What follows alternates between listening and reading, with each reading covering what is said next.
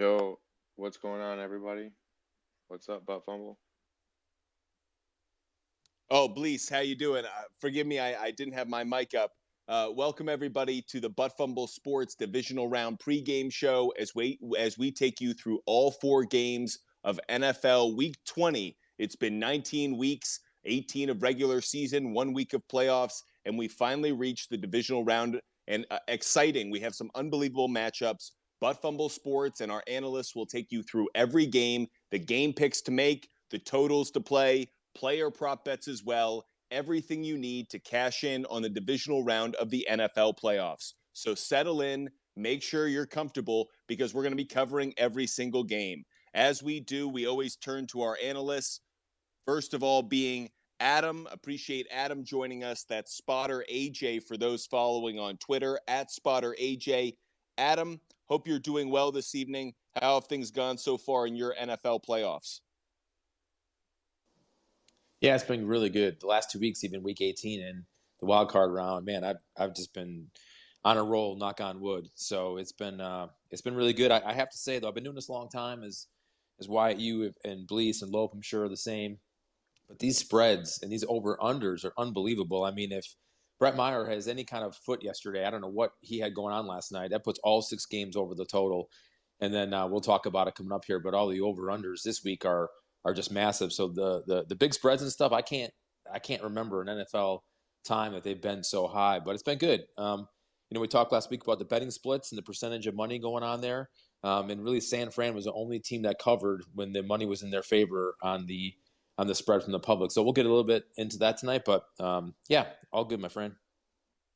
Really excited to go through the games with you. Adam's been doing a great job throughout the season, giving us perspective and analysis, and he's been nailing a number of his picks. So excited to hear his takes. And of course, Lope always joins us. That's J Lope Dog, J Lope DAWG for those who want to follow him on Twitter. Lope, how are you doing this evening? I know you're coming off a Miami Dolphins season-ending loss to the Buffalo Bills. I know you saw that coming, but how, other than that loss, was your NFL wildcard weekend?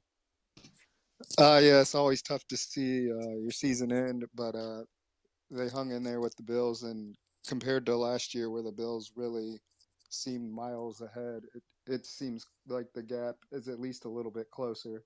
And then credit to Adam, he had the Jags, and I had the Chargers last week, and that one kind of burnt me, but other than that, I did pretty well for the week myself, and hit my prop bet last night on Brady over touchdown passes. So I was overall happy.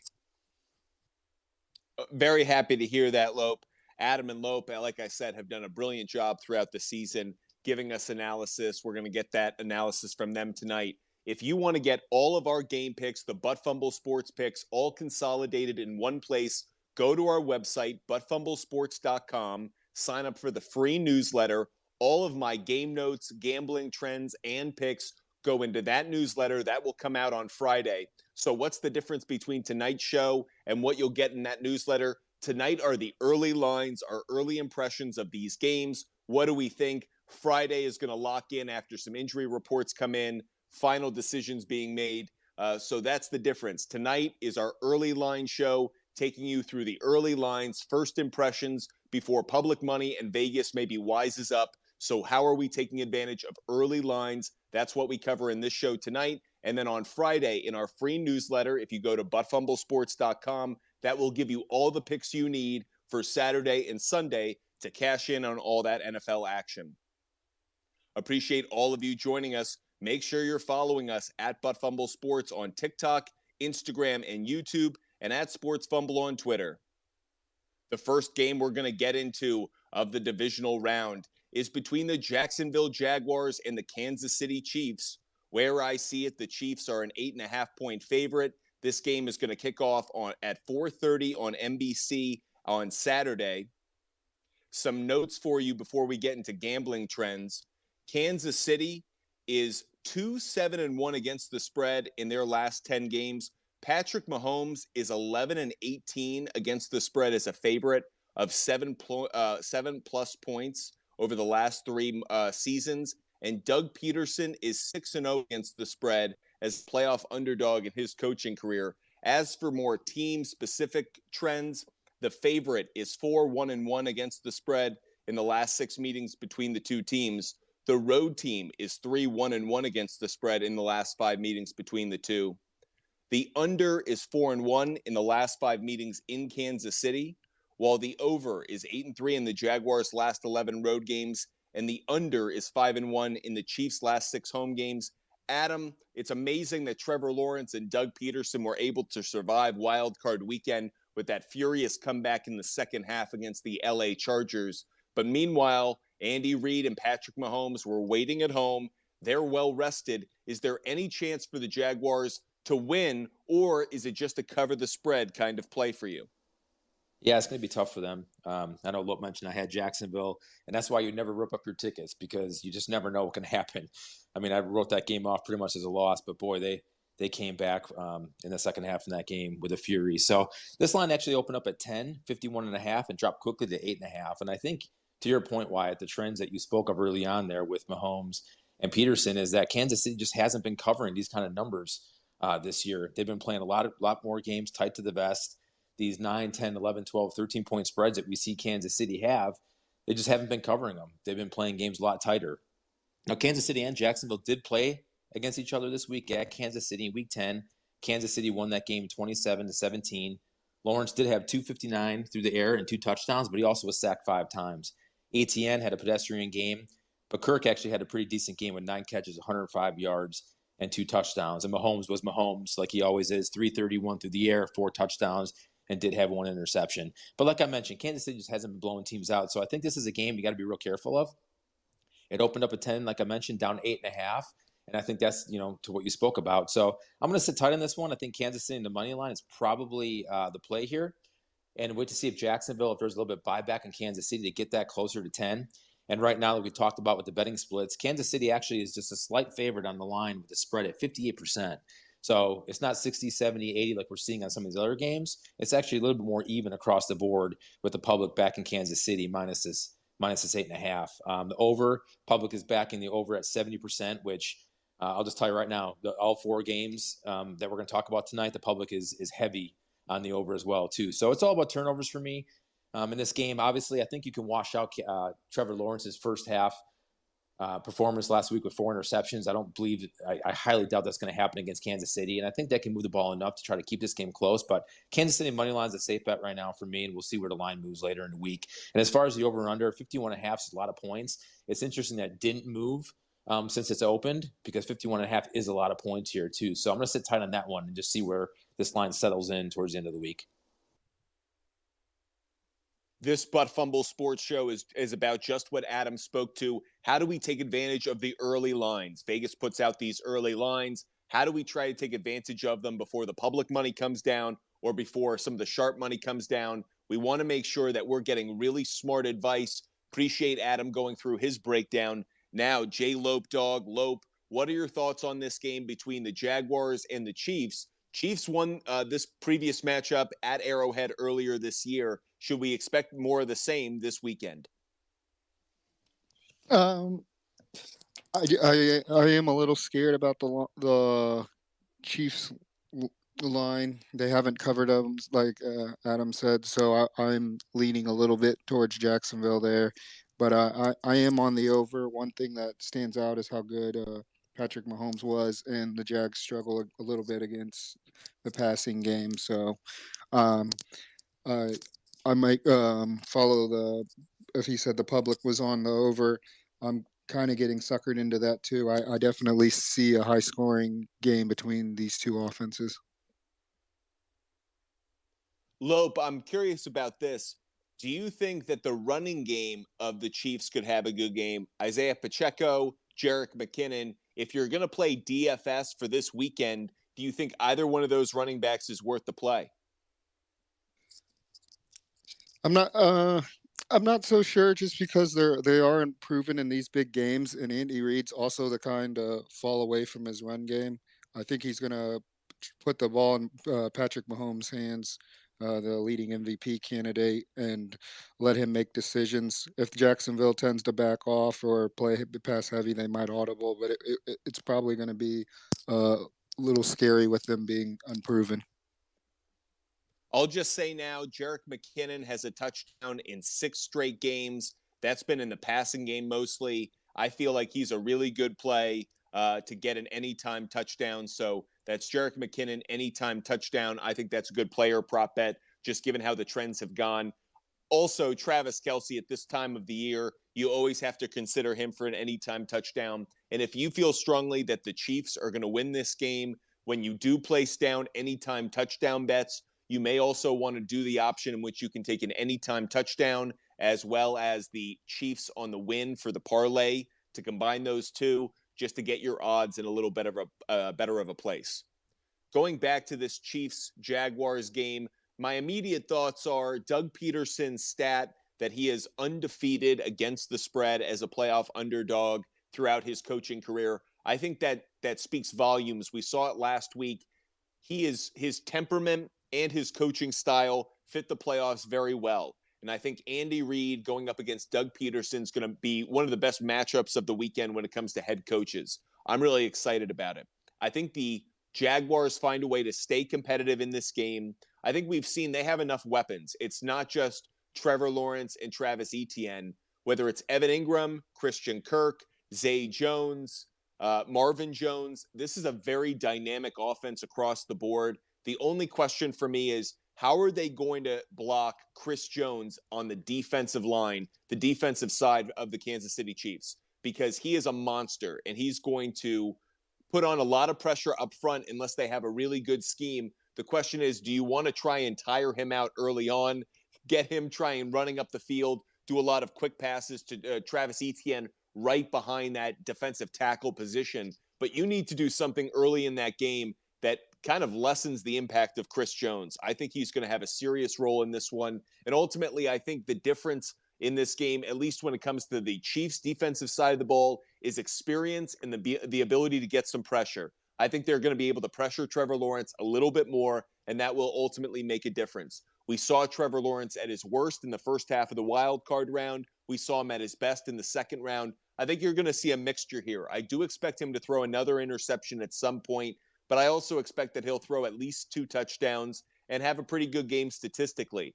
My biggest concerns, obviously, are how do the Jaguars stop Patrick Mahomes? You saw in the second half of that game last week that they were able to stop Justin Herbert, whether that's because they finally got pressure on him or because Joe Lombardi and Brandon Staley took the foot off the gas. I think that the Chiefs are going to be able to score a lot of points on the Jaguars. You can already hear where my mind's going based off of how I'm predicting this game. I really like points to be scored. And I know that stat of over-under in the wild card round was 5-1. There were a lot of things that went into that. Not just the talent that we're seeing across the NFL, but you're also seeing the NFL. They're going to favor the offenses on a lot of these flag calls. And I expect that you're going to see a lot of points scored. The NFL wants an entertaining product. Points allow that to happen. So I do like the over in this game. I do like Kansas City on the money line. And I do like Jacksonville to cover. So one more time, the early line Butt Fumble Sports pick of the week is Kansas City on the money line, Jacksonville to cover +10 after you buy 1.5, as Butt Fumble Sports always does, and the over after you buy 1.5. Now, again, if you want the Butt Fumble Sports picks right before the weekend kicks off, go to the website, buttfumblesports.com, sign up for the free newsletter. You'll get all of our picks, gambling trends, and game notes that go into that. And that way you're ready for divisional round that comes out on Friday morning. Additionally, for those who go to the website, you'll see some of our new merchandise and apparel, which includes team-specific and player-specific shirts, the Josh Allen Buffalo Bill Hurdle, the Mr. Irrelevant with Brock Purdy, Jones on Jones Crime out in Vegas, and some California Love with Deebo Samuel. Definitely check out those shirts. buttfumblesports.com. You just go to the store on the website, buttfumblesports.com. Check out the shirts. Let us know what you think. The next game of the divisional round that we're going to go into is Saturday night at 8:15 between the New York Giants and the Philadelphia Eagles. This is round 3 between NFC East rivals, with the Eagles having won the first 2 matchups. In this game, the Eagles are a 7.5-point favorite, and the total is set at 48 points. Some gambling trends for you. The Giants are 5-1 against the spread in their last 6 meetings in Philadelphia, while the road team is 7-3 against the spread in the last 10 meetings between the two. The Giants are 5-0 in their last 5 Saturday games, while the Eagles are 0-4 against the spread in their last 4 games overall. Some trends that relate to the total. The under is 4-1 in the last 5 meetings in Philly. The over is 5-1 in the Giants' last 6 Saturday games, and the over is 5-1 in the Eagles' last 6 games versus a team with a winning record. Adam, we start with you. Giants, Eagles, do we find a different outcome in round 3? Yeah, so this line opened at 747.5. Went up to 7.5 for Philly and 48.5 on the over/under. So not a whole lot of line movement to begin with. Weather shouldn't be a factor here on Saturday night. 30 degrees, 5 to 10 mile an hour winds. Like you mentioned, Wyatt, they played twice this year. Most recent week 18, where the Giants sat just about everybody, but played a competitive football game, 22-16. Philly got out to a big lead, and the Giants came clawing back. So I think there's some confidence to be gained there. Because of their week 14 matchup, Philadelphia pretty much dominated that game at 48-22. Sanders had a big day with 144 yards in the ground and 2 touchdowns. Brown and Smith both had big days. And Jones and Taylor actually played in that game, were sacked 7 times. But this Giants football team is a different football team from week 14. I really believe going on the road in the NFL and winning a playoff football game is one of the hardest things to do, and they did it. And now, don't get me wrong, Minnesota has not been good. They've been the frauds everyone's been saying all year long. But that, having said that, they still had to go there and play the football game and win. I think it's a big confidence builder. I had the Giants in that game. I couldn't quite pull the trigger on the money line, but I love the points with them thinking to be a 3-point game either way. And Jones had a big day, 301 through the air, 2 touchdowns and 78 yards on the ground. Really, kind of a coming of age for him. Barkley had a decent game, not overly great, but a decent game to keep going on here. The one thing I look at, though, in this football game is 2 things. One, the injuries on Philly. Lane Johnson and Robert Quinn, a defensive line, and Lane Johnson tackle are questionable for this game. Those could be 2 huge injuries if those guys don't play. But the one thing I noticed in that Week 18 game, and tell me if I'm wrong, Loper, and why, Hurts looked like he was playing scared in that football game against the Giants. He looked like he was afraid to get hit. I'm not so sure how healthy he is. They needed that football game to secure the number 1 seed, and they've obviously been sputtering to the finish. I'm not so sure how healthy Hurts is. And I think if this Giants defense can get to him and pressure him and force him out of the pocket and make him run and maybe make him feel uncomfortable, I really like the Giants here in this spot with the points. We always talk about division games are so hard, especially when the spread is big. And 7.5 to me is just a little bit too big in this game.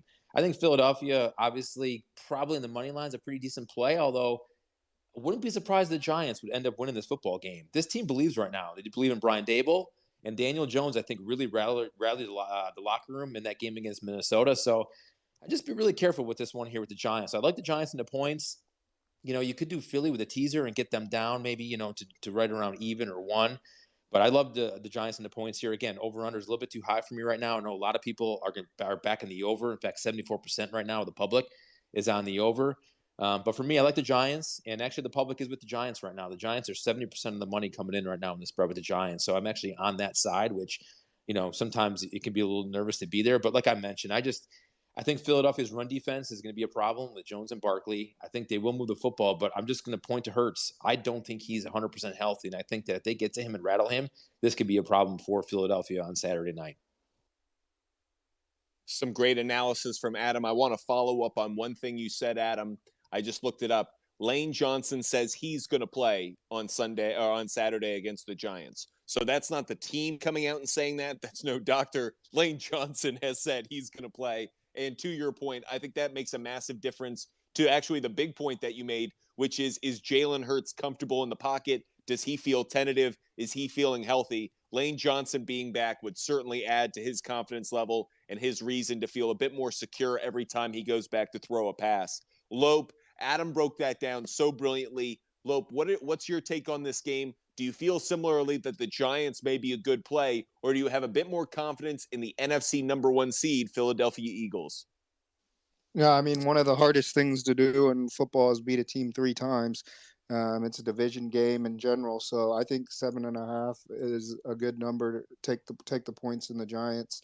Brian Daboll's done a great job. He's coaching his butt off, and he's getting a lot out of players that we don't see. I think we are also seeing a little bit of effect with him leaving Buffalo, but we'll get to that later. But I think that this is a good matchup. I think both teams are going to like to run the ball, so I'm going to go a little bit different than the public. I'm going to stick with the under, but I really like the Giants plus 7.5. Daniel Jones has a little bit more confidence running and throwing. I don't expect a big game like he did against Minnesota, but I think he can do enough to hang around, and I think the Giants are a solid play with the points. First things first, I want to give a big shout out to the NFC East. We were criticizing the NFC East prior to the season, thinking it was going to be one of the worst divisions in the NFL. Some of us, I actually thought the Eagles were going to be pretty good. I thought the I thought the Cowboys were going to be good, but I certainly didn't think that the Giants and Commanders would hold up their end of the division, and they certainly have. To reach this point in the year, we only have 4 games left, and we have 2 of them featuring NFC East opponents, and one of them obviously featuring 2. So the NFC East, best division in football, really impressive. Now, let's actually break this game down. Daniel Jones has been outstanding over the second half of the year.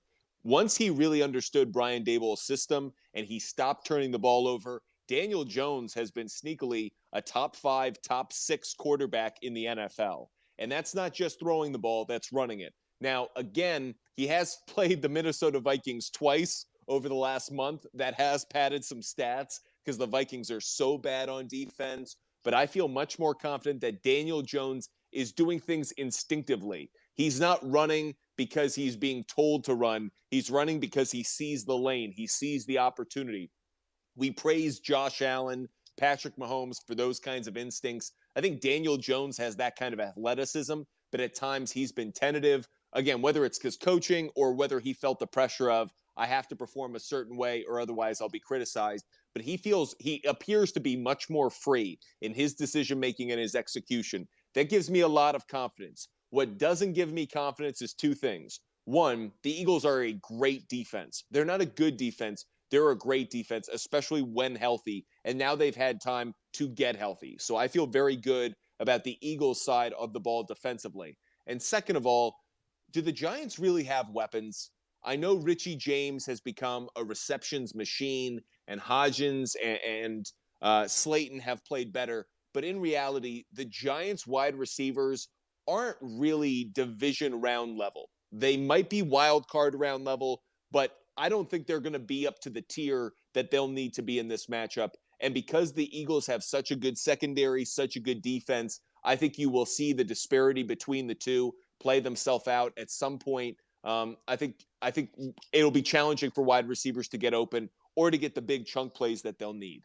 That's one side of the ball. On the other side, I think Adam's absolutely right. Jalen Hurts isn't 100%. There's something off there, but getting his offensive line back with Lane Johnson, that's going to be the big difference for me. I would try and run the ball if I'm the Eagles. I want to set things up with the play action so I can go deep to A.J. Brown and Devontae Smith. So I think Miles Sanders, his total yardage might not be a lot, but I think they need to really include him. His rushing attempts is something I want to watch because if that rushing attempts is too low, that's where I could see the Eagles falling into trouble. I think they need to play a balanced game, allow Hurts to have that extra half beat, half second or more of time to throw those deeper passes. But I really like the Eagles in this game for a number of reasons. I know it is tough to beat a divisional opponent 3 times, but this Eagles team is a great roster. They have the right quarterback who's played in big games, so he's not going to get spooked by the playoffs playing in a playoff game. Their offensive line is getting healthier. They have a good head coach. I'm not crazy about Nick Sirianni, but I think he's good enough to manage this game well. So I'm going to go with the Eagles on the money line. One note for you, though, the Giants are 7-1 against the spread on the road this season, and they've actually been the best against the spread team in the entire NFL this year. So for a number of reasons, Giants covering is also a good play. And yes, I am going with the over, in part because I got burned last week. I feel like the over is going to remain a good play across these NFL games because the NFL league office wants the over to hit. So if the league office wants the over to hit, might as well put my money there as well. So again, the Butt Fumble Sports early line pick of the week for the Philadelphia Eagles and Giants game is Philly on the money line, Giants to cover +9 after I buy a 1.5, and the over after I buy a 1.5. One more time, those are the early line bets. If you want to get our bets a day before the kickoff of these games, go to buttfumblesports.com, sign up for the free newsletter. In that newsletter, you'll not just get the game picks, total plays, and player prop bets that I like, but also you'll get all of my game notes and the gambling trends. So whether you agree with my pick or don't, you'll know what goes into it, and that way you can make a smart, educated decision for yourself. Appreciate all of you joining us. Make sure you're following Butt Fumble Sports on TikTok, Instagram, and YouTube at Butt Fumble Sports.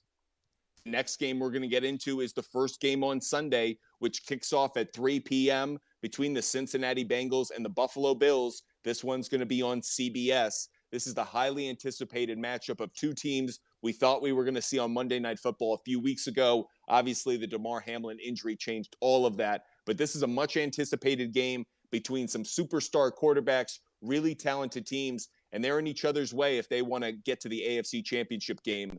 Where I see it, the Bills are a 5-point favorite, and the over-under is set at 50.5 points. Some gambling trends before we go around and break it down.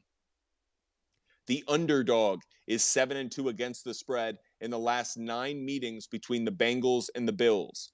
The Bengals are 5-1-1 against the spread in their last 7 games in January, while the Bills are 2-5 against the spread in their last 7 home games. As for total, the over is 5-1 in the Bills' last 6 home games, and the over is 7-3 in the last 10 meetings between the Bengals and the Bills. Adam, we start with you. Bengals, Bills, Burrow versus Allen. Which team emerges from this mega matchup? So this line opened at 450, went up to 4.5, and now you mentioned why at 550.5. So just a slight move on the over-under, and up a point since open to Buffalo. Now, Buffalo was favored by 1.5, or some places 2 at Cincinnati a couple weeks ago, the game that was obviously canceled for Hamlin. So this line doesn't make isn't too crazy for them to be, 3 points at home, tacking on to that 1.5, 2, and you're sitting at 5 here for Buffalo. One note, 30 degrees, 15-mile-an-hour winds, and there is some snow expected for this game, but it is 1 inch or less, so it's not going to be anything like we saw with Miami a couple weeks ago. Cincinnati, tough game at home, beat Baltimore, which, man, Baltimore had them on the ropes. I mean, they were on the 1-yard line going in, and why J.K. Dobbins was not in there, and they chose Huntley instead, but that turned the game around with Cincinnati causing that fumble and taking it back 98 yards for a touchdown. But that was a hard-fought game, division game. I like Baltimore in that game. A lot of points to be given for Cincinnati. Burrow did throw for 209 in the touchdown, which is a little bit less of production than what we normally see. But the big concern for me is the offensive line of the Cincinnati team. Kappa and Williams are both questionable for the game, and Burrow was sacked 4 times. And 209 through the air is a little bit lower than we like to see from Joe Burrow. So that is a concern for me. As far as Buffalo, again, at home did not look good against Miami. Miami gave them all they can handle. And to be honestly, McDaniel's, clock management there, especially on the 4th and inches, they had to take a delay of game. And the number of drop passes Miami had in that game. And I know I'm preaching to the choir to Lope, but man, Miami, all intents and purposes, cleaned up the clock management and caught a few of those passes, especially Waddle. I think Miami could have won that football game. So, two teams coming in this matchup, whether they were looking past their opponents or not, they did not look good this past weekend. Allen did throw for 352 and 3 touchdowns, but did have 2 interceptions. But the big thing there, like I mentioned with Burrow, he was sacked 7 times in that football game. That is a lot. Man, that's a lot of pressure on Josh Allen. Diggs and Gabriel, though, big plays. Both had over 100 yards receiving. This Buffalo defense at time has shown that they can give up points as well. Cincinnati's defense the same. They're allowing 5.4 yards per play. That's 17th in the league, Cincinnati's defense. So that also is a concern for me. But I do like Buffalo's big play offense. I think they can score.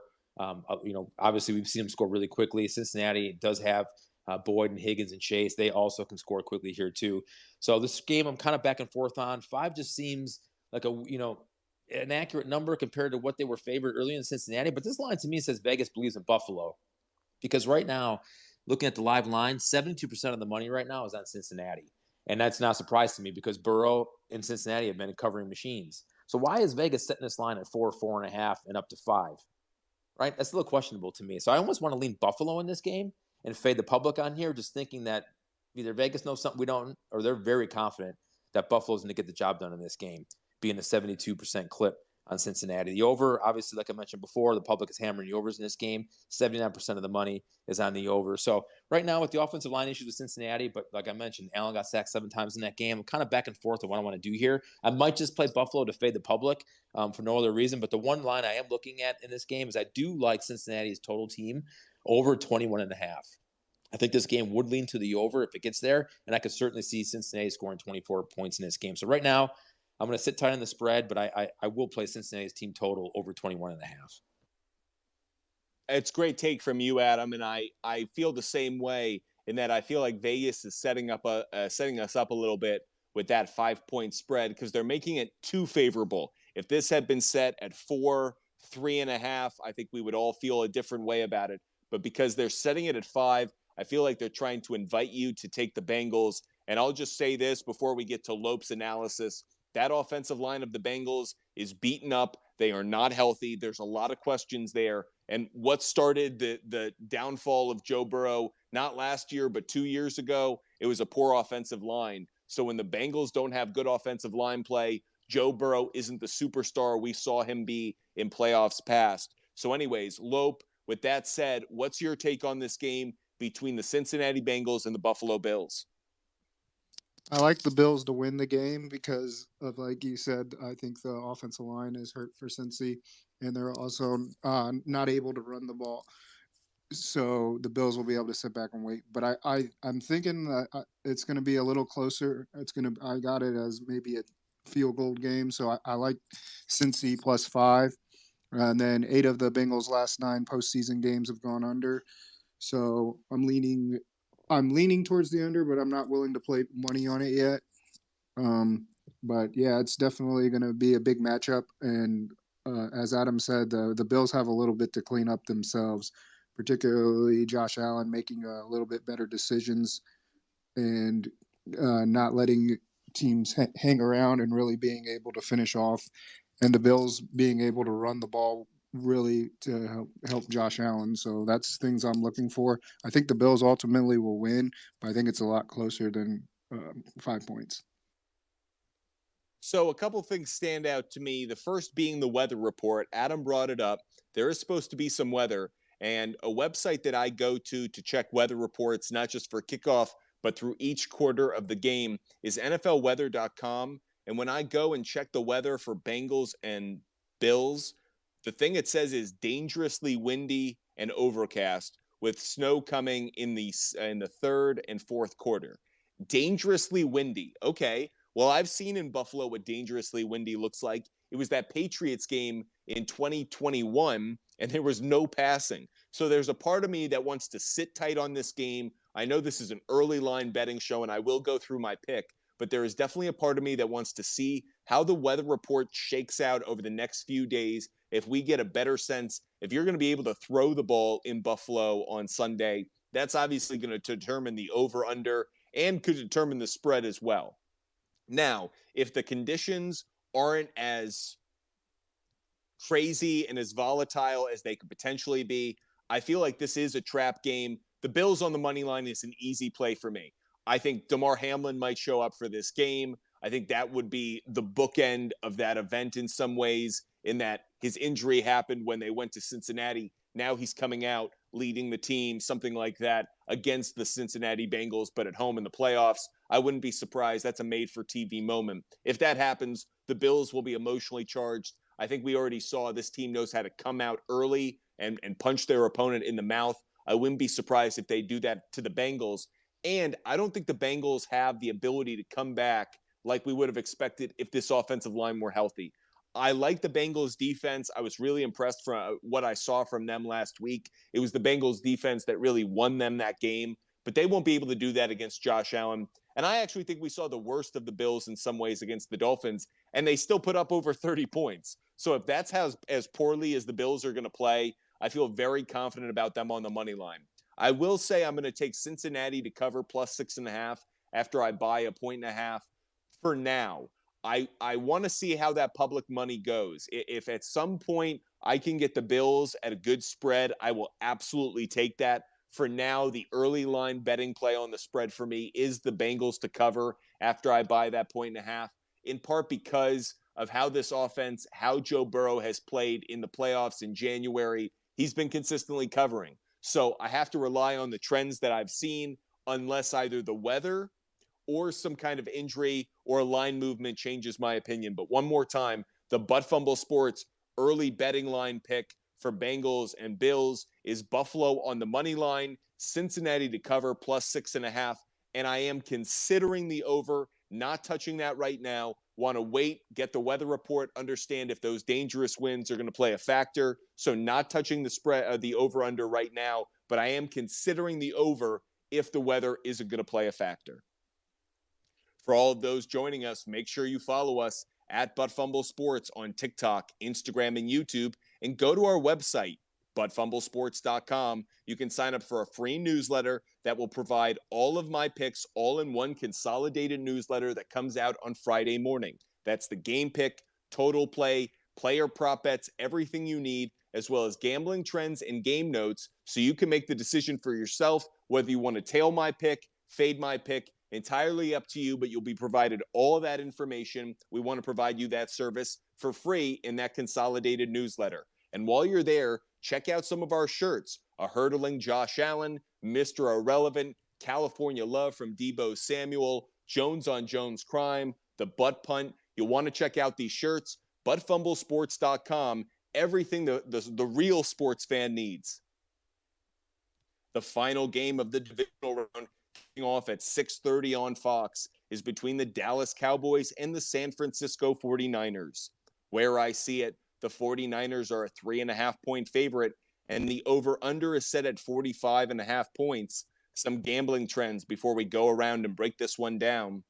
The road team is 4-1-1 against the spread in the last 6 meetings between the Cowboys and 49ers, while the Cowboys are 12-5-1 against the spread in their last 18 road games.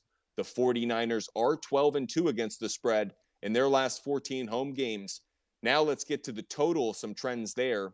The under is 4-1 in the Cowboys' last 5 road games, but the over is 8-3 in the last 11 meetings between the two. The over is 5-1 in the Cowboys' last 6 games following an against the spread win, and the over is 5-0 in the 49ers' last 5 home games.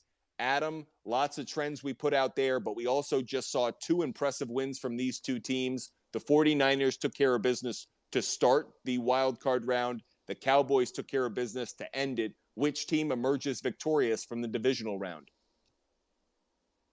Yeah, you're right. Both teams look very impressive in their wins this past weekend. This line opened at 3.5, 45.5, and it really hasn't much moved from there. You might see San Fran 4 in some spots. Weather-wise, 55 degrees, 10 miles an hour, a little bit less than that, so weather shouldn't be an issue. This Dallas team is like Jekyll and Hyde, right? They're either really, really good or they're really, really bad. You know, when they don't turn the ball over and Dak doesn't throw interceptions every game, you know, there's no reason why Dallas can't be in it and compete to win. San Francisco just keeps rolling with Purdy. He keeps impressing. 332 and 3 touchdowns last week.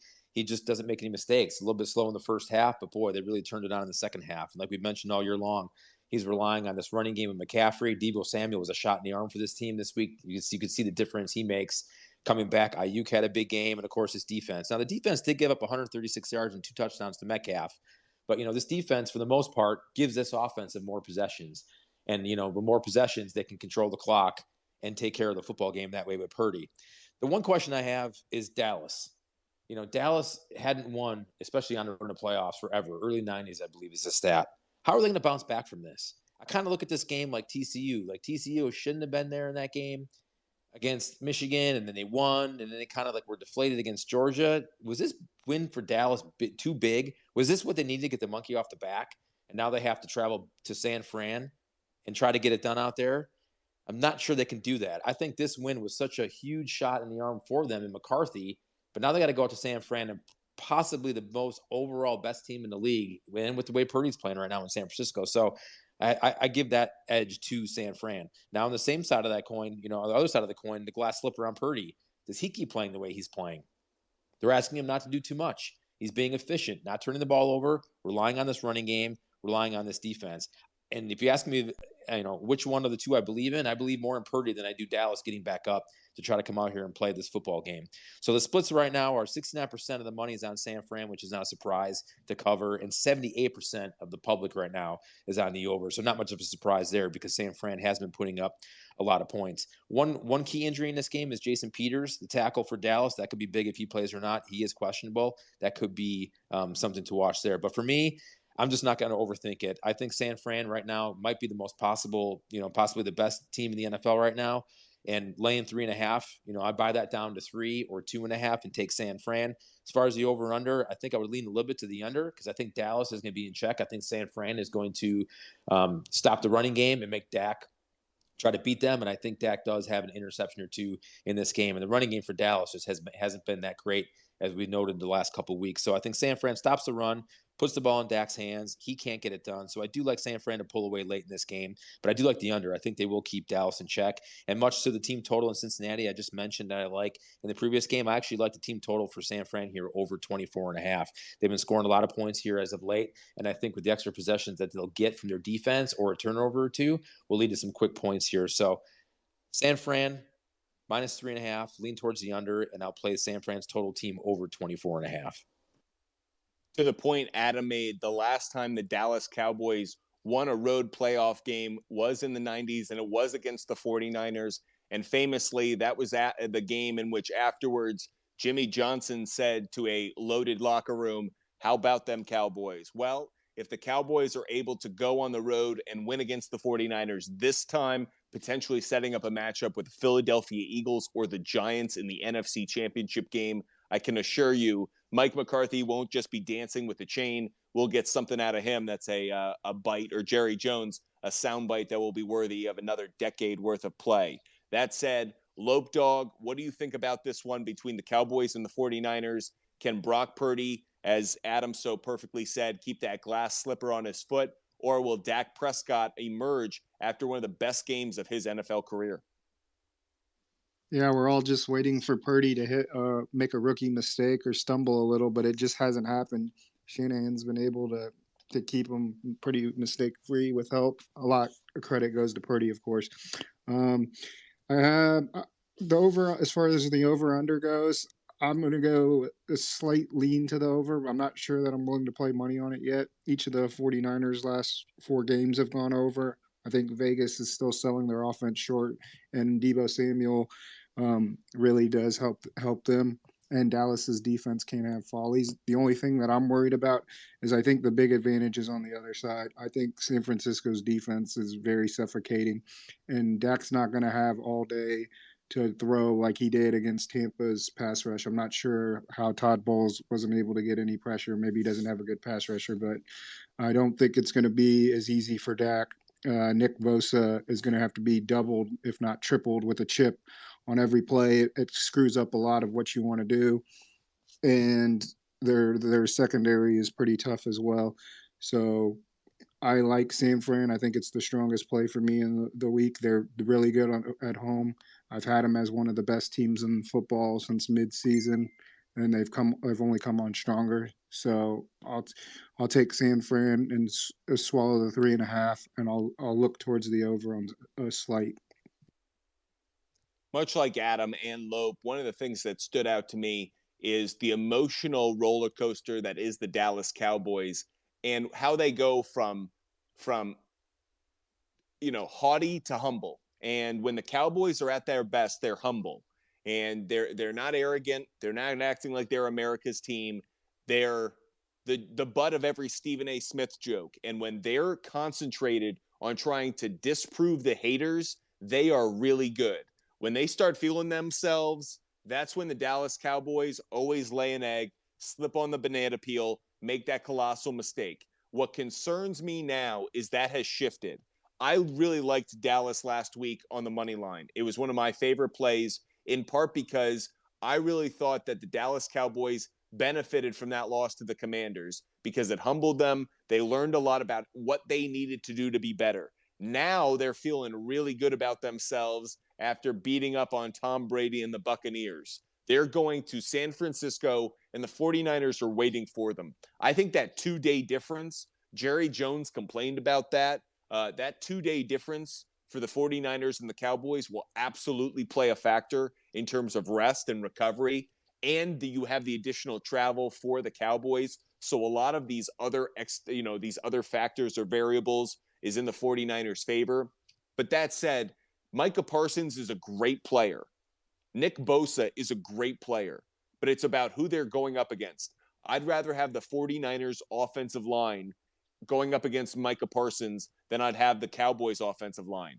I want the 49ers in this game. I'm not sure if I would take them on the spread. I think I would still buy Dallas and get those points because I think the Cowboys have figured out a formula with Dak, Pollard, and Zeke that'll keep them competitive in terms of scoring points. But ultimately, I think the 49ers are one of the best rosters in the NFL. So I really like the 49ers this week. I think they don't just win, but I could see them potentially covering. It's one of the reasons I'm not crazy about the spread right now. I really want to see how public money drives this to see if there's an opportunity to take the 49ers at a more favorable spread.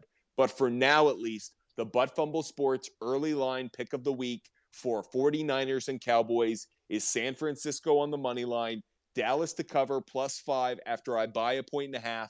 And as for the over-under, I am considering the over. I haven't put money down on it yet. I want to see how that line shifts over the course of the week. But for now, I am considering the over as well. Appreciate all of you joining us. Make sure you're following Butt Fumble Sports on TikTok, Instagram, and YouTube, and at Sports Fumble on Twitter. Make sure you go to our website, buttfumblesports.com, and sign up for the free newsletter. That way you can know all of our picks on Friday morning. That newsletter goes out on Friday morning. You can get all of our picks, and that way you have it all consolidated in one place. Adam, I see you got your hand up. What's up? Yeah, real quick, just to tag on to the end of this 49er game here. One thing that Dallas didn't have to do last week was really, stop the run and face a mobile quarterback. Brady sat back there and threw the ball 66 times. So there was no threat of the run and no threat of him leaving the pocket. And the one thing, two things that San Fran does really well is obviously run the football with Debo and McCaffrey, and also Purdy is mobile. So Dallas isn't going to be able to sit back there and just tee off on them too. So that's just one thing to think about as well in this game. We will do one last segment of the show, and that will be answering some poll questions. These will be poll questions that we put out to our YouTube and TikTok audience later this week in some of our live broadcasts. But I would love to go through our poll questions with Adam and Lope and to see where their picks come down. The first poll question that I have is which wide receiver will have more receptions? Which wide receiver will have more receptions? The two options are Jamar Chase and Stephon Diggs. Which wide receiver will have more receptions? Adam, I'll start with you. Which wide receiver do you think is going to have more receptions, Jamar Chase or Stephon Diggs? Well, off the cuff right now, I would have to lean Jamar Chase. And the reason being is I think that Cincinnati is going to be behind in this game, and I think they'll have to throw to get back into it. I think Diggs and Gabriel, they could spread the football around a little bit more in Buffalo. Obviously, you have Boyd and Higgins as well, too, but Burrow likes to lock in on Chase. So just for the simple reason of I think Cincinnati will be behind in this game and need to come back, I would lean towards Chase with a slight edge over Diggs. Lope, what do you think? Which wide receiver will have more receptions, Jamar Chase or Stephon Diggs? I agree with Adam. I think the connection and the chemistry between Chase and Burrow is there, and I do agree that Cincinnati's going to be behind. So I think Burrow's going to have more attempts. So Chase will definitely have more targets and more receptions this week. I guess that makes it a clean sweep, as the Butt Fumble Sports pick is Jamar Chase. I think Gabe Davis is probably good for an anytime touchdown. I think Stephon Diggs could get plenty of targets, but I think Jamar Chase is the go-to option for Joe Burrow. I could see him getting 8, 9, maybe even 10 receptions in that game, given how they'll try to use him and get the ball out of Burrow's hands quickly. Jamar Chase will be used quite frequently. The next poll question that we're going to answer, which quarterback will have more passing yards? Which quarterback will have more passing yards? The two options, Trevor Lawrence or Patrick Mahomes. Adam, we start with you. Which quarterback will have more passing yards, Trevor Lawrence or Patrick Mahomes? Well, I think for me, this might be a little naive or just an easy pick here, but I would go with Mahomes. Mahomes, obviously, that's they sit back and throw the football. That's their running game. at the most part. I think Jacksonville's going to have to probably try to run the football in this game and try to keep Kansas City's offense off the field. But Mahomes seems like he's at 300 yards almost every single week. So I think Lawrence, just for that reason of trying to run the football and keep him off, I could see obviously Jacksonville will be behind in this game, but it doesn't matter. I mean, Mahomes and Kansas City keep their foot on the throttle. Just looking at a quick stats right now, he's had, 4 300-yard passing games in the last 4 games. I don't think Lawrence can get to that point. So when in doubt, ride with Mahomes on that one for sure. Lope, what are your thoughts? Which quarterback will have more passing yards, Trevor Lawrence or Patrick Mahomes? I think it's closer than maybe Adam thinks. I think Lawrence can hang in there, but yeah, Andy Reid is going to trust Mahomes, and he's not going to. He does go away from his run game a lot, so I think Mahomes will have more attempts and slightly more yards. I think this is a bit of a trap. One of the reasons I like this poll question, I'm actually going to go with Trevor Lawrence, and here's the reason. I actually think Travis Etienne will have a tougher time running the football against the Chiefs front than Pacheco and Jerick McKinnon will. So I actually think Andy Reid, as much as he loves to pass the ball and he doesn't rely on the run enough, I actually think Doug Peterson is going to only use Travis Etienne at a certain time in the passing game. I think they're going to really struggle running the ball. So I could see Trevor Lawrence getting more. I think this is one where Trevor Lawrence could have, let's say, 300 passing yards and Mahomes finishes at like 285. So I don't think it's going to be that far off. But I'll take the underdog in this poll question, and I will go with Trevor Lawrence. The next poll question that we have, the last one, this poll question is, which player will have more sacks? Which player will have more sacks in their game? Micah Parsons or Nick Bosa? That's which quarterback will have more sacks. Which defensive player will have more sacks? Micah Parsons or Nick Bosa? Adam, we start with you. Which defender gets more sacks in that 49ers-Cowboys game? Well, we talked a little bit about Jason Peters being questionable for this game. And I think that, like I mentioned, I think San Fran's going to worry on stopping the run and pin the ears back on Dak. And I think Dak's going to be in some situations where he's going to get rattled and make some bad plays. So I think Bosa is probably the edge here. I think San Fran's done a really good job in their offensive line protecting Purdy. Like I said, not asking him to do too much. Very safe passes, take the shots downfield when needed. So I think he's in much more of a safe comfort zone where I think Dak and Dallas will be trying to come back in this game. And the erratic play of Dak, I think, is going to lead to Bosa having more sacks than Micah. Lope, are you in agreement with Adam?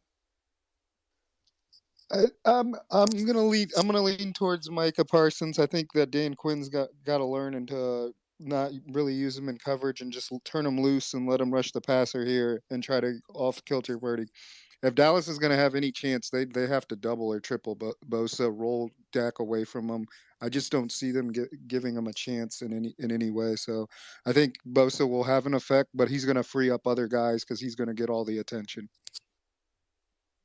Those are some of the poll questions that'll be featured on Butt Fumble Sports' live broadcast on TikTok Live and on YouTube throughout the week. So make sure you're following us at Butt Fumble Sports on TikTok and on YouTube. Make sure you're subscribing. That way you know every time we go live, you can participate in those broadcasts with those poll questions. Appreciate all of you joining us, listening, watching the show wherever you are. And of course, appreciate those who joined. Adam does a great job for us, great analysis. Make sure you follow him at Spotter AJ. That's at SPOTTERAJ on Twitter. Adam, appreciate you so much and all the advice and analysis that you provide. And of course, the other contributor, Lope, that's at JLopedog, at JLOPEDAWG on Twitter. Lope, appreciate all of your advice, gambling analysis. I hope you both have a wonderful divisional round. And of course, a big shout out to Bleece, who handles all of our production. Bleece, that's at BLEACENFT on Twitter. Make sure you check Bleece out. Does a brilliant job for us. Couldn't do this without him. Thank you so much, Bleece. For all of those out there, this was our early line betting show. So these lines are going to shift over the coming days. Make sure you're following Butt Fumble Sports.